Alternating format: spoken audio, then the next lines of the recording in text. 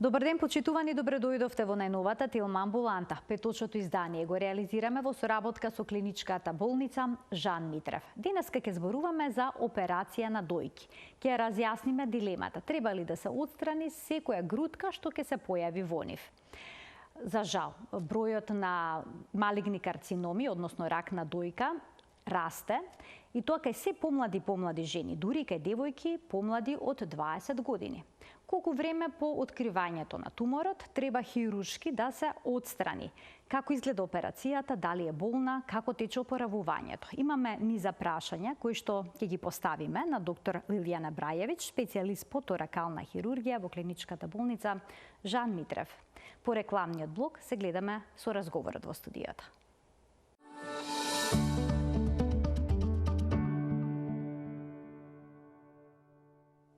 Во денешната Телма амбуланта зборуваме за хирургијата, односно операцијата на дојка со доктор Лилијана Брајевиќ, специјалист по торакална хирургија во клиничката болница Жан Митрев.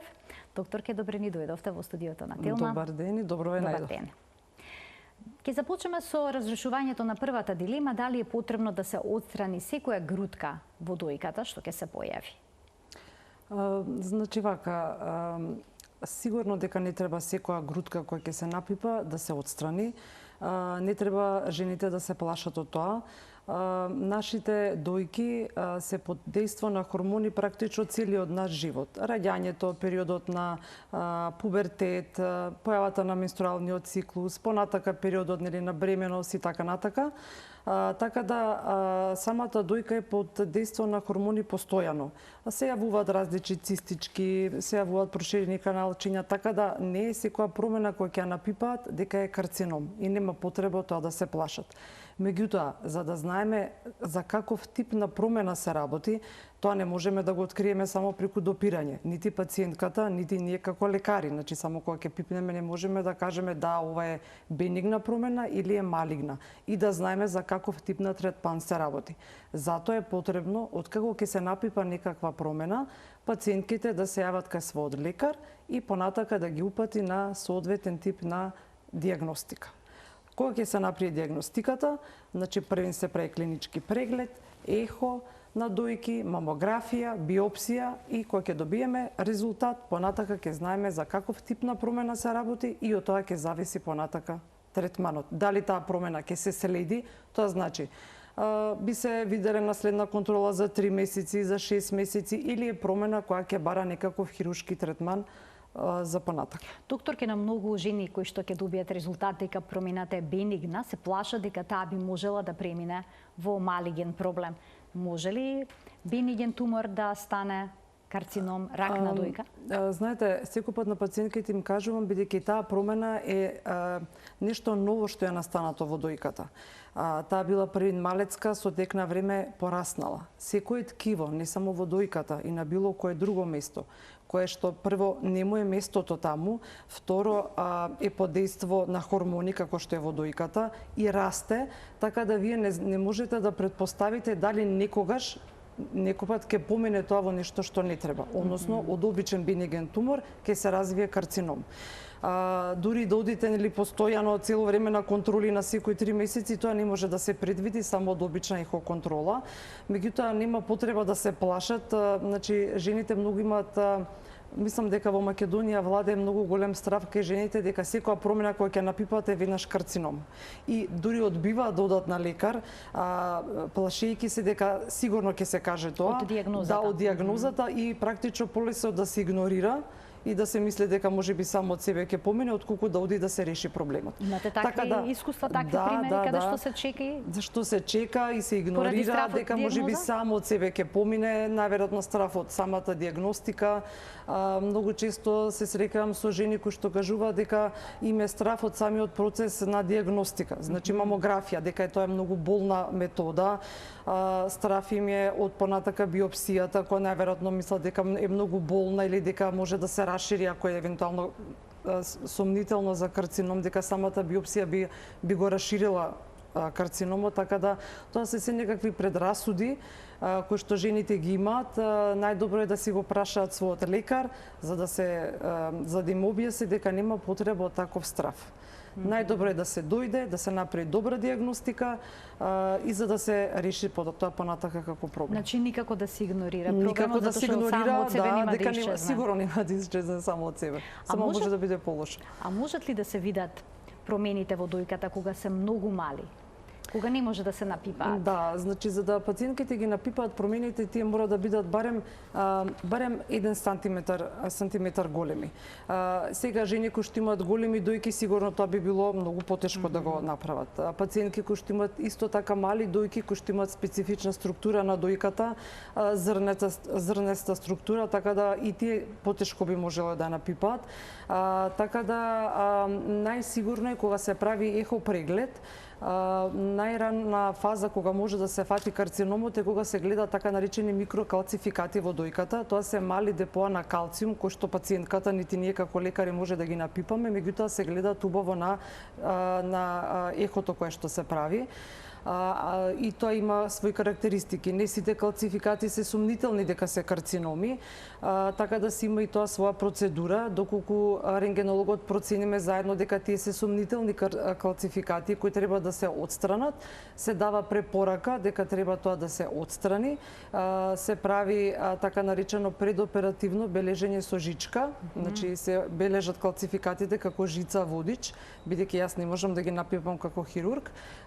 Самата промена се бележи со жичка, понатака пациентката се внесува во сала, мене тоа ми е водич каде треба тој дел да го отстранам и се праќа на патохистолошка анализа и верувајте тоа е одличен начин на дијагностика и на третман, бидејќи некој пат добиваме дека биле само обични калцификати, дека ништо не е страшно, некој пат добиваме дека е тоа дијагноза карцином на дојка, меѓутоа во најможниот рана фаза фатен и прогнозата е верувајте одлична.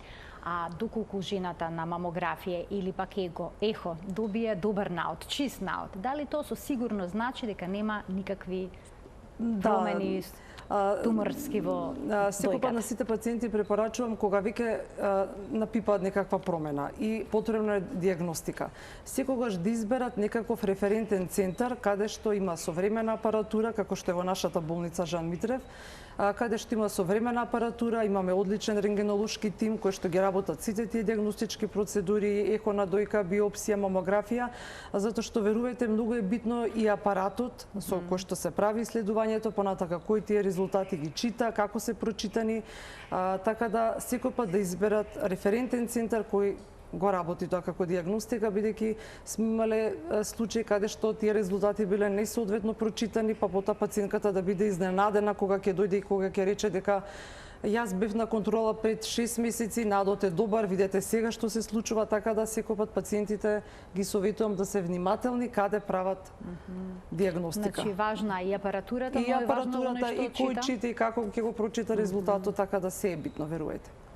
Доколку се утврди некаква промена, дали секогаш се пристапува кон низина анализа? Еве, споменавте доколку има некакви калцификати, оперативно отстранувате. Да. А кога се прави биопсија?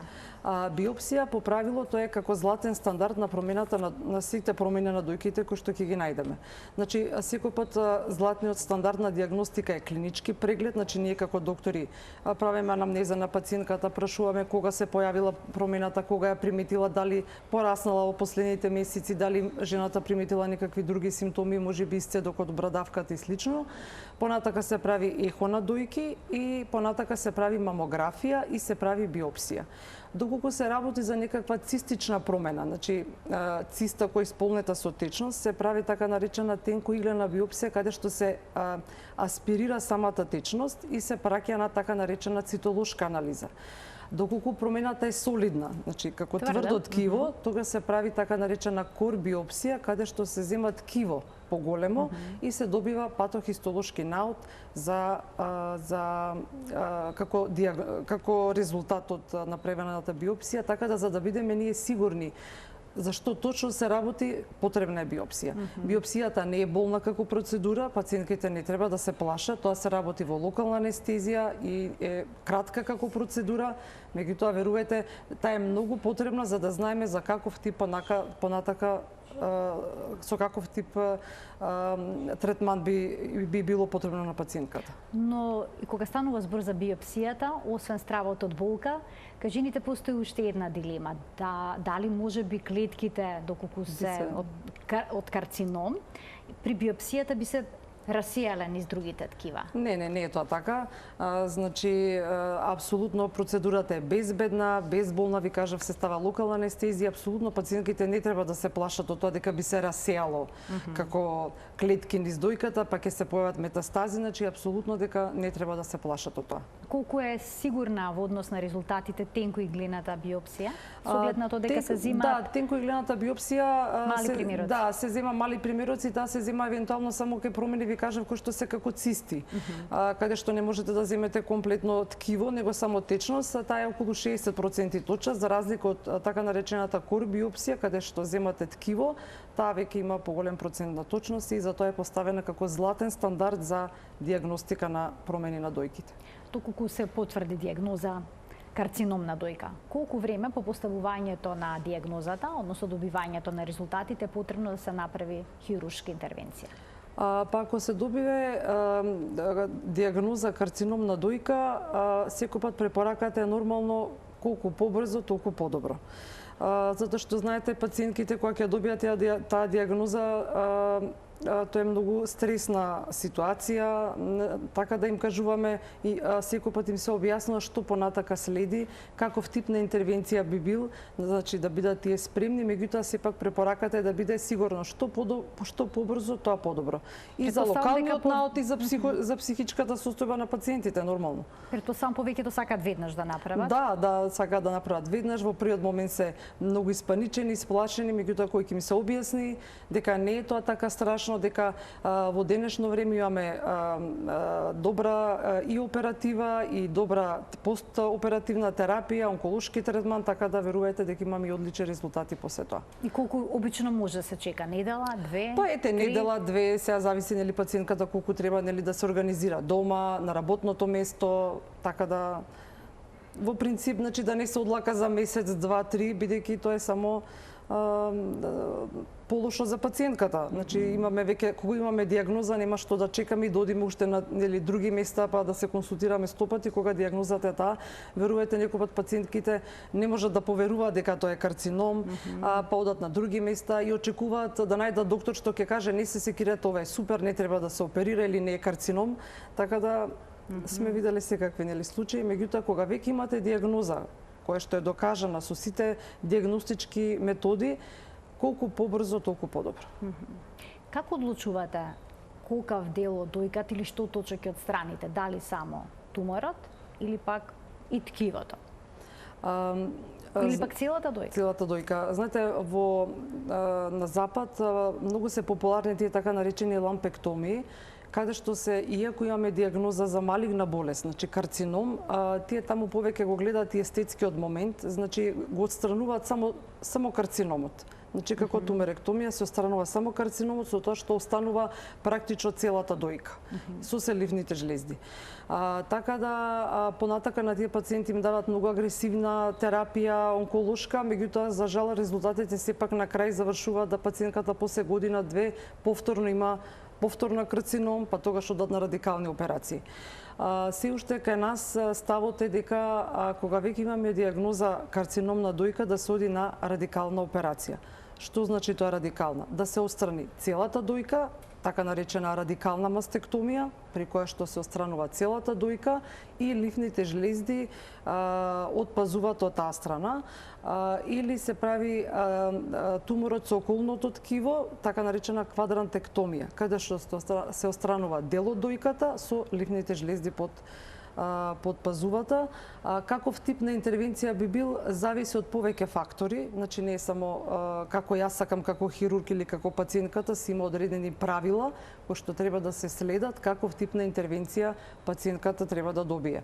Кај некои пациенти има мегдан, не викаме за компромис да биде едниот или другиот, кај други пациентки немаме мегдан за компромис. Тоа значи локализација на туморот, големината, дали е поблиску до брадавицата, ако е тоа што треба да биде радикална. Повеќе фактори има, значи каков тип на интервенција би била. А доколку правите операција на бениген тумор, тогаш се отстранува, претпоставам, само тумор. Да, само промената. Се гледа секој пат да биде тоа рез кој ќе биде естетски, ако може да биде негде околу брадавицата резот, зависи значи каде е локализирана промената, за да биде и пациентката задоволна, и верувате дека многу е битно естетски од момент ке пациентки. Се нарушува изгледот на дојката? Секогаш? Ако е тумеректомија, зависи од големината на промената. Ако се мали по 1 сантиметар, 2, ако е голема дојка, практично за бенигни промени зборуваме, во принцип не.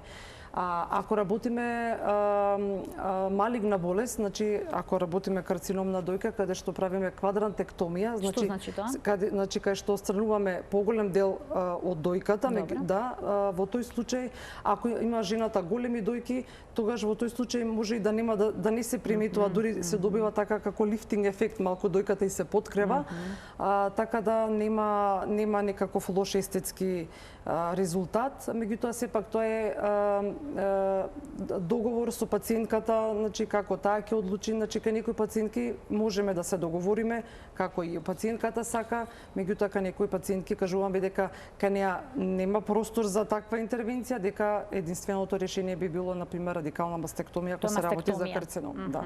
Никога се прави само на едната дојка, се отстранува сосема, а доколку е зафатен, ако има карцином и на другата дојка, ако има на другата, да, имаме такви пациентки, тога се отстрануваат и двете дојки со се лимфните жлезди од пазувата. Можете ли да зачувате нешто од дојката како што е брадавката, да речеме, слично? Не. Значи кај такви пациентки, бидејќи заради самата анатомија на дојката, целата лимфна дренажа оди дел и преку брадавицата, а поентата бидејќи се работи за малигна болест, поентата е на операцијата да ние викаме да оперираме во здраво. Целата промена ткивото да го отстраниме во здраво, значи да не се остави негде клетки кои што за кратко време би направиле рецидив или односно повторување на болеста и ширење на заболувањето, така да во такви случаи не. Значи кога се работи за карцином на дојка се оди на радикална мастектомија, ако се, ви кажав, зависно од локализација на туморот, ако се работи за квадрант, во тој случај може да се остави од брадавицата, со тоа што дел од квадрантот се вади со лимфните жлезди. Не се прави веднаш реконструкција на дојка? Бидејќи западните зими имате некои такви Да, такви ставови имаат, меѓутоа може и кај нас да се прави тоа, меѓутоа само во исклучително ретки случаи кога пациентката се јавува во многу ран стадиум на болест, така наречено кога добиваме резултат кога карциномот е ние викаме кога не ја пробил мембраната околу која што се наоѓа, така да е многу ран стадиумот и во тој случај се отстранува само дојката без лимфните жлезди и во тој случај кај тие пациенти знаеме дека постоперативно не добиваат агресивна терапија, нема зрачење кое што би го деформирало евентуално имплантот, така да кај тие пациентки може да се стави во ист акт да се направи реконструкција со импланти, меѓутоа во други случаи се чека да заврши хемотерапијата, евентуално зрачната терапија, бидејќи тие знаат некој пат да ги оштетат имплантите, да направат фиброза, да тоа на крај нема естетски резултат каков што би сакала пациентката, затоа се чека да се заврши терапијата, да се направат првите контроли на кои што се прават туморски маркери, лабораторија, ехо и слично, така да ако е се во ред, тогаш даваме препорака, ако пациентката сака, може да се направи реконструкција. Ќе ги вклучиме и гледачите, од овој момент почитувани емисијата е контактна. Каква анестезија се користи? Се работили за сложена, тешка операција? Не, се добива општа анестезија за да пациентот не чувствува болка, да му биде комодно и на него, меѓутоа и на хирургот кој што работи. Интервенцијата грубо зборуваме за мастектомиите, трае да речеме грубо сега околу час, час и половина, зависи колку би требало сега, тоа не може кај сите пациентки сигурно исто, меѓутоа некоја проценка е отприлика 1 час. После тоа пациентите остануваат во болница 2 дена, 3 дена, зависи, бидејќи после операцијата има дренажа, ставаме завој, зависи колку ќе дренира таа рана и слично. Тоа нешто го нарекуваат ми тече од раната, ми тече од раната, да, се става дренче, така да... Секога се јавува тој исцедокот? Да, затоа што самата дојка е масно ткиво, имаме исцедок како таква течност, имаме малце и лимфна дренажа, затоа што се отстрануваат и лимфните жлезди, таа дренажа едно време е пореметена, дури си најден нов пат, така да Тоа е сето, тоа е нормален постоперативен тек на ваков тип на операција. Значи тоа не е компликација на операцијата, него е нормален постоперативен тек на ваков тип на операција. И потоа претпоставувам одстранетото ткиво се праќа на патохистолошка анализа за да видиме што велиме како се вика карциномот, кој стадиум е на болест, дали имаме зафаќање на ливните жлезди или не. Понатака се прави уште една анализа која се нарекува имунохистохемиска анализа, која е многу битна за понатаму за онколошката терапија, каков тип на терапија ќе се дава, дали само хемотерапија, дали хормонска терапија, дали комбинација со зрачна, значи така да се добиваат два резултата на крај после интервенциите. Имаме гледач, ќе го вклучиме во програма. Добар ден за него. Ало, добар ден. По програма сте, повелете. Поздрав до водителката и до докторката. Ви благодарам. Благодарам. На возраст сум од 58 години. Оперирана сум пред 8 години. Први А стадиум, тотален институт. Примав 26 зрачина и 7 години примав таблетки. Ме интересира вака, осеќам болки од вратот и од грбот. Дали се должи тоа на болеста? Така, ви интересира на што се должи ваша состојба, само земете предвид дека денешната гостика е торакален хирург, таа не е онколог, но би можеле ли да дадете некакви насоки што треба да се направи? Секако треба, ако има болки во грбот, не знам се пациентката дали оди на редовни контроли. Значи ке сите пациентки што се оперирани и е завршена терапијата, препораката се доживотни контроли. Тоа значи првите 3 години контролите се прават на секој 6 месеци, а после третата година, ако е се во ред, еднаш во годината, меѓутоа сите тие контроли се прават доживотно. Значи во тие анализи спаѓаат и анализи каде што се гледат каква е состојбата на коските, се прават рентгенски слики да се види дали има евентуално некакви промени на коските. Тоа не значи дека болките ке пациентката се можеби поврзани со самата болест. Може да е возраста, некаква положба при работа, нели, така да не може секоја состојба да се врзе со примарната болест, така да се консултирате со вашиот матичен лекар, да се направи некоја снимка на ребетниот столб, ако има потреба, така да не мора се да е врзано со примарната болест. Кога ја правите операцијата, дали е тоа класична хирургија или пак можеби се употребуваат ласери? Не, за сега во овој тип на хирургија се оди на класичен тип на хирургија, иако во светот пробуваат некакви методи ендоскопски, меѓутоа сепак се уште кај нас оди на класична хирургија со рез. Така да сега за сега. Колкав е резот потоа? Зависи од големината на дојката. Значи ако практично резот се прави во вид на околу целата дојка, кога зборуваме за радикална мастектомија, каде што се отстранува целата дојка, така да зависи од самата дојка. Ако имаме жена која што е крупна, која што има големи дојки, нормално дека резот ќе биде поголем. Ако имаме некоја што е со помали дојки, резот би бил помал. Дали после мастектомијата редовно кај жените доаѓа до отекување на рацете? Не, тоа не е никакво правило. Значи, тоа се појавува како последица на пореметената ливна дренажа, бидејќи во склоп на операцијата рековме дека се отстрануваат и ливните жлезди за да биде, ние велиме, операцијата во здраво. Бидејќи карциномот на дојка кога се шири како прво место во ливните жлезди под пазувата. Заради тоа и правилото да се отстрани дојката со се ливните жлезди. После таков тип на операција, таа дренажа во еден период знае да биде пореметена и понекогпат знае да се појави кај некои пациентки оток на раката, меѓутоа најчесто се јавува кај пациентки кои што се во многу напреднати стадиуми, каде што се тие ливни жлезди големи, кои притискаат на крвните садови во пазувата. Кога имаме таков наод, ние веднаш на пациентките после интервенцијата кажуваме и даваме препорака да носат, има специјален тип на раквици кои што ја штитат раката со различен степен на компресија и ги штити од таков тип на отекување на раката. Значи, меѓутоа тоа не се препорачува кај сите пациентки, тоа е проценка на хирургот кој што ќе најде интраоперативно и понатака на пациентките секако им даваме препорака, таа препорака важи доживотно, да не со таа рака да не крева потешко од 2-3 килограми, тешка физичка работа со таа рака не, значи повеќе таа рака да се штеди. Нормално да функционира во секојдневниот живот, меѓутоа да не бидат тоа некои големи тежини, да се крева и слично. А може ли да се случи повеќе да не може да ја користи жената раката како што ја користела порано? Да едноставно да не може со таа рака ништо да крене? Не, значи да не може ништо да крене. Нормална, ништо викаме женска работа по дома, си може да работи. Значи меѓутоа да не крева некој товар, значи долго време да носи, така да таква тешка физичка работа да се избегнува. Дали кај овие операции се применува трансфузија? Не, значи овие операции се безбедни, да речам, тоа се губи многу мала, значи сосема мала количина на крв, така да апсолутно трансфузија на крв не е потребна. Значи она што може да се прочита дека при секоја мастектомија жените примаат трансфузија на крв, тоа уште не. Уште една предрасуда, погрешна информација, меѓутоа не се дава трансфузија. Имаме тука ние неколку предрасуди кои што ги издвоивме и сега тоа се нели вистини или заблуди кои што вие ќе ги разјасните, можеме да го погледнеме тој лоб. Еве што ни издвоивме, пронаоѓањето на грудка во дојката секога значи дека имате рак. Трудниците и жените што дојат не може да добијат рак на дојка. Најдобро е да се отстрани целата дојка ако се појави рак на дојка. Вградувањето имплант представува ризик за рак на дојка.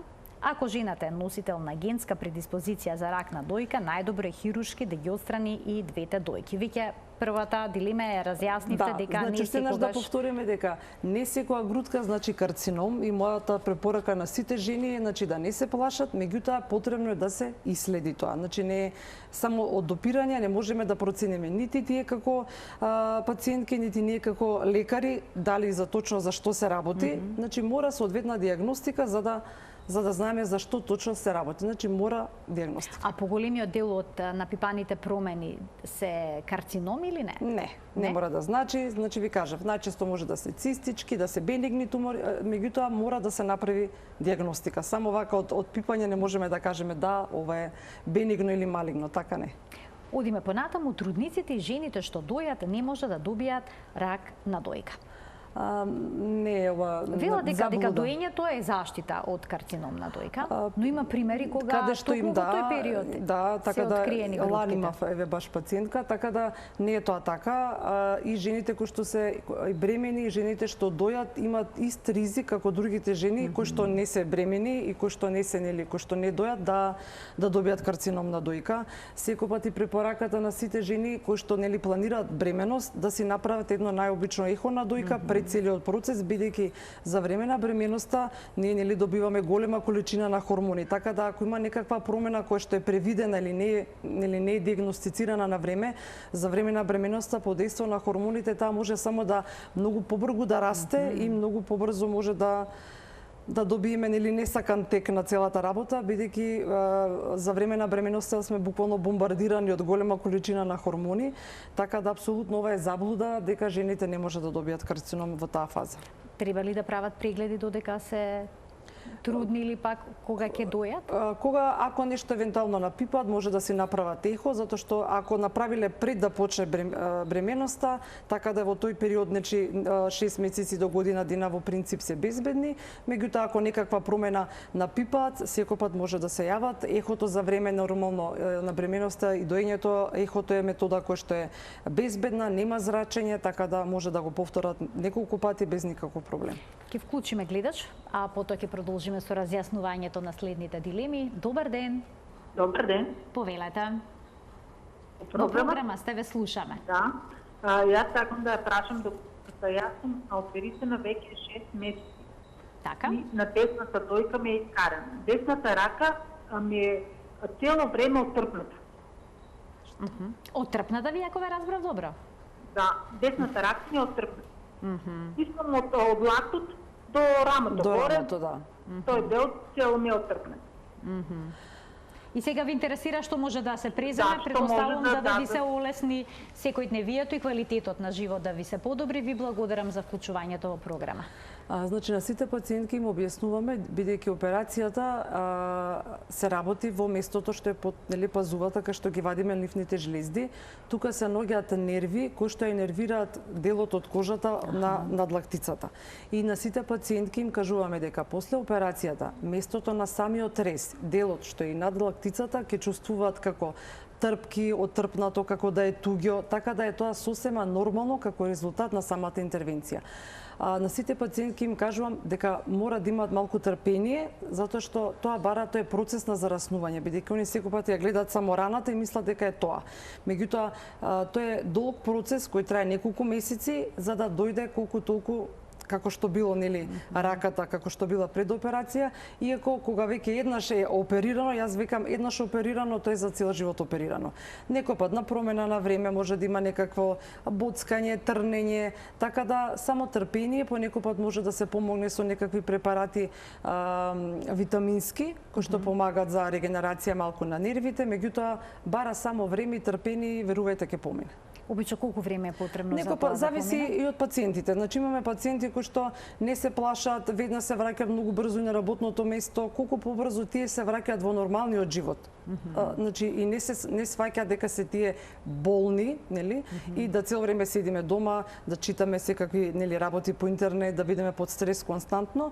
Колку побрзо се враќате во нормален живот, сето тоа ќе си дојде полека, се на свое место. Меѓутоа сепак бара време. Сепак е операција каде што странуваме орган, каде што работиме во делот под пазувата, кој што е дел кај што има крвни садови, нерви, така да е голема сепак операција, не е едноставна операција, така да бара подолго време на рехабилитација, закрепнување. Тоа не значи дека треба пациентката да лежи дома и ништо да не работи. Значи ја апсолутно им кажам да работите се колку што можете и докај сакате. Значи да спортувате, можете јога, било што, колку на вас ќе ви помогне тоа. И физички, меѓутоа и психолошкиот момент е многу битен. Секако. Да. Ќе вклучиме уште еден гледач. Добар ден. Добар ден за следниот гледач во денешната Телма амбуланта. Јас слушнав музика. Добар ден.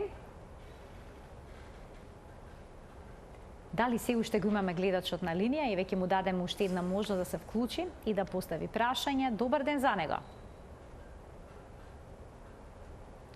Добивам знак да причекам уште малку. Еве уште еден обид. Добро. Добар ден. Ние ќе продолжиме ако не со разговорот, па гледачот кога ќе се вклучи, да, се уште на линија. Ајде да видиме кое е прашањето на следниот гледач, секогаш им даваме предност на гледачите и на нивните прашања. Ало, добар ден. Сега ве слушаме во програма, сте повелете. Поздрав до докторката. Благодарам. Искам да нешто да прашам. Значи, јас имам некои промени на десната дојка, нешто као малку тврдо. Само погласно ќе ве замолам во студио, бидејќи слабо слушаме.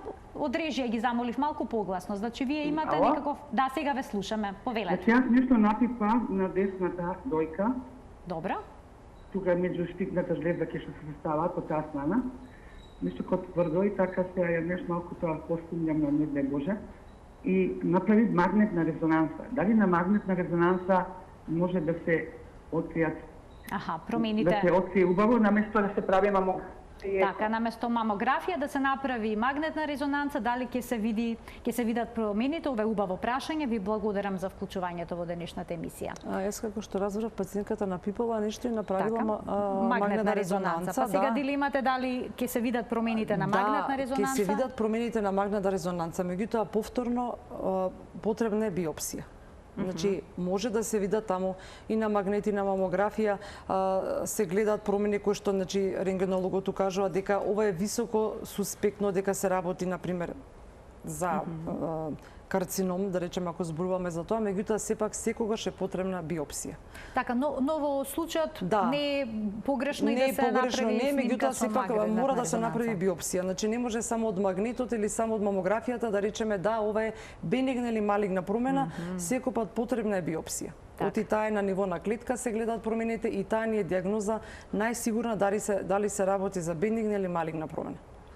Така, добро и ова што го разјасниме, ние ќе продолжиме понатаму со нашите дилеми издвоени во денешната Телма амбуланта. Вели, најдобро е да се отстрани целата дојка ако се појави Рак, значи да, тоа го зборувавме, значи да, зависи. А се случува ли некогаш вие да сметате дека не треба да се отстрани целата дојка, пациентката да инсистира поради страв, да рече странете? Апсолутно, да, апсолутно се пациентките во право кога, значи тоа е нивен, ние даваме, ви кажав, кај пациентки кај кои што имаме мигдан да речеме, кај вас може да бираме, затоа што заради мал тумор, голема дојка, периферно поставен, дека имате нели можност да бирате, меѓутоа пациентките инсистираат, викаат отстранете целата дојка, страв ми е, не сакам ништо, така да апсолутно тоа е право на пациентката, нема никаков проблем.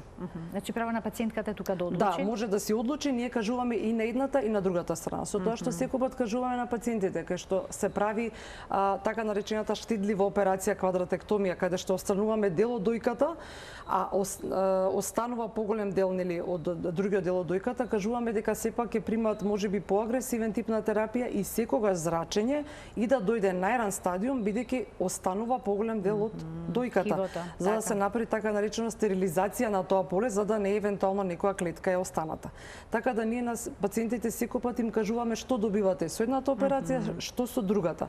Така да се информирани, а на крај они може да изберат кога може да изберат. Меѓутоа имаме пациентки кои што таква можност немаме, им кажуваме дека кај вас е единствениот начин да се отстрани целата дојка. Уште еден гледач ке вклучиме. Добар ден. Добар ден. Повелете во програма сте. Поздрави до вас и до докторката. Благодарам. Јас би ја замолила докторката да ми одговори, пошто тој ми е веќе поголем проблеми во втора година.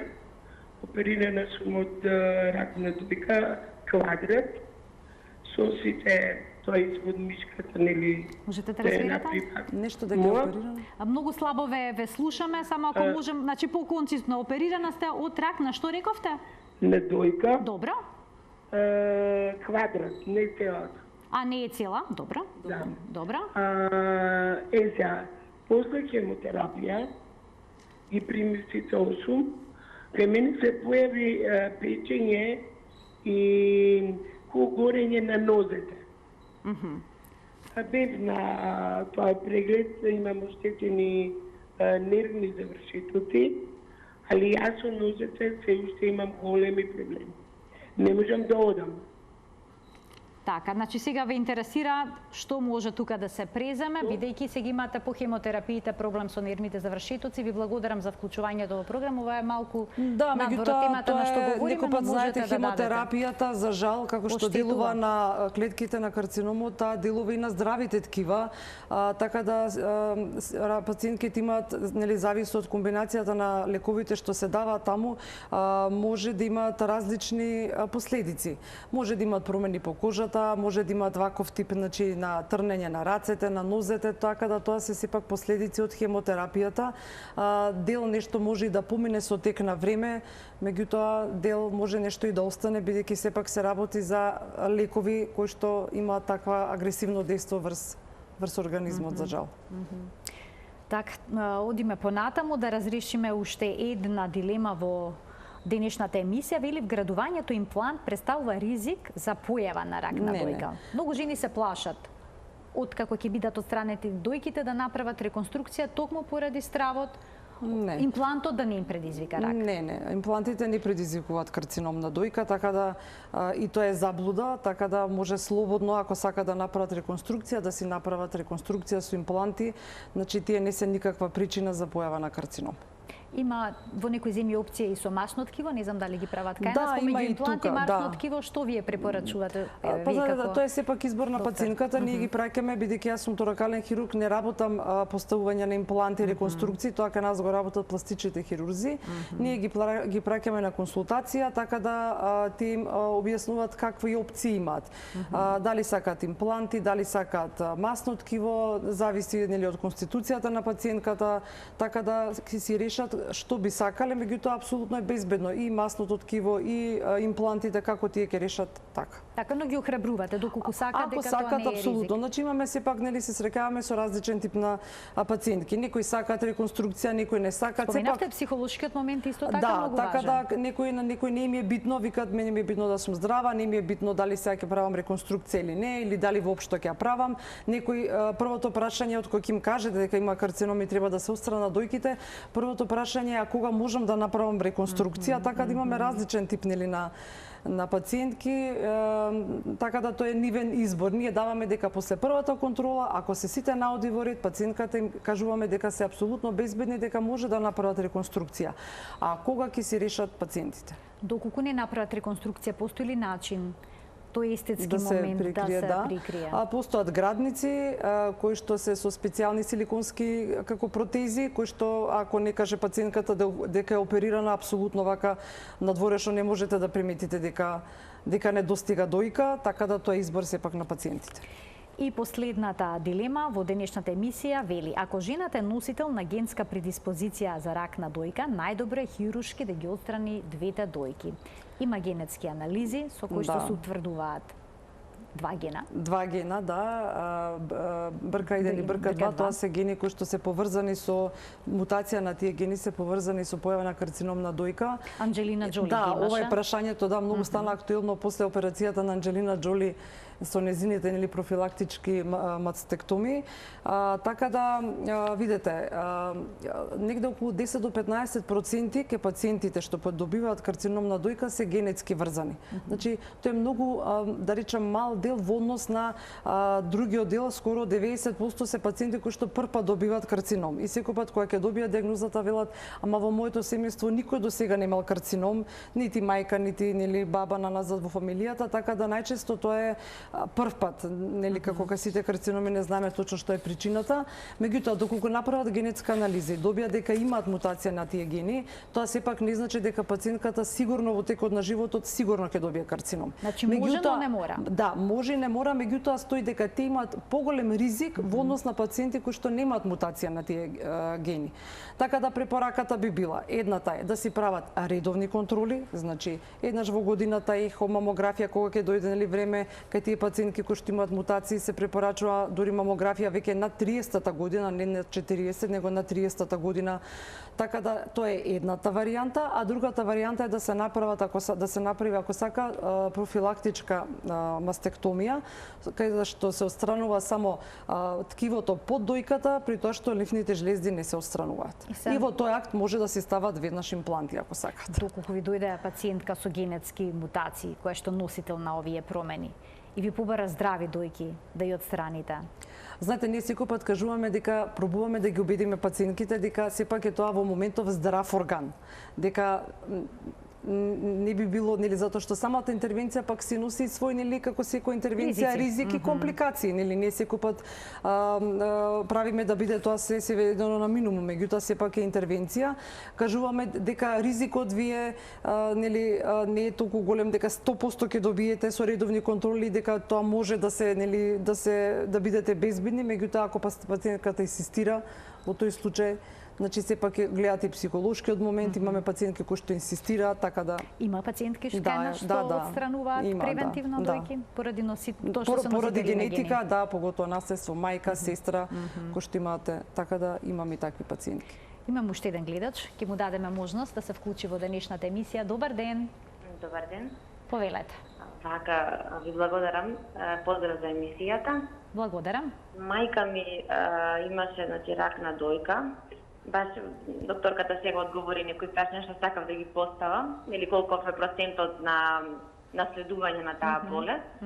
И што би ме препорачала докторката, ја справам редовно секоја година, 35 години ехо на дојки правам, 35 години имам.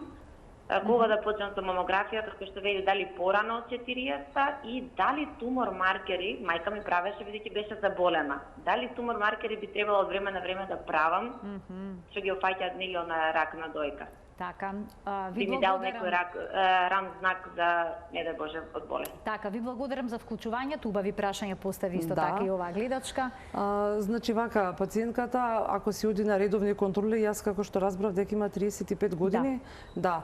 Така да кога ги гледаат радиолозите на самото ехо пациентките, тие може да проценат според структурата на дојката, дали има некакви промени специфични и препорачуваат мамографија. Така да пациентката ако правела генетски анализи и ако е докажано дека има мутација на гените, апсолутно веќе може да се направи мамографија на 35 години.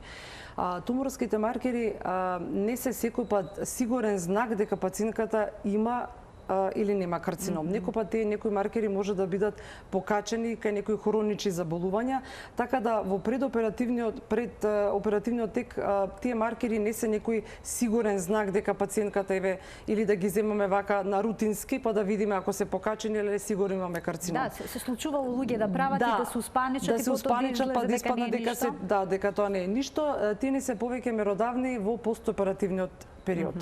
Тогаш се тие посигурни, тие ни се веќе ран знак од како ќе заврши хемотерапијата, ги правиме на секоја редовна контрола, ги правиме маркерите и тие некој па знаат да бидат ран знак дека можеби се појавил рецидив, меѓутоа тоа значи зборувам во постоперативниот период. Меѓутоа не сигурно во нормална кај пациентка која што не е оперирана за рутински да ги земаме, значи апсолутно нема потреба. Моето последно прашање, кога треба да започнат редовните прегледи на дојка како превенција од карцином? Како превенција, значи секој пат препорачувам кај жените веќе над 25-та година еднаш ехо на дојки еднаш во годината е сосема нормално. Ви кажав, самата метода е безболна, нема зрачење, така да може слободно да ја прават. Веќе со мамографија се почнува над 40-та година, иако сега по некои нови протоколи веќе таа граница почнуваат и да ја симнуваат дури веќе над 35-36 години или порано кај пациентки како што беше кај оваа пациентка кај што имаме веќе некакви генетски мутации. Така да еднаш во годината тие пациентки на 40-та година мамографија на 2 години еднаш се прави. Веќе над 50-та година ехо и мамографија еднаш во годината. Ви благодарам многу за вашето денешно гостување и за убавите појаснувања на оваа тема. Благодарам и на вас. Почитувани, ова беше уште една емисија реализирана во соработка со клиничката болница Жан Митрев. Ви благодарам за вниманието со кое што не следевте. Ви посакувам пријатен ден.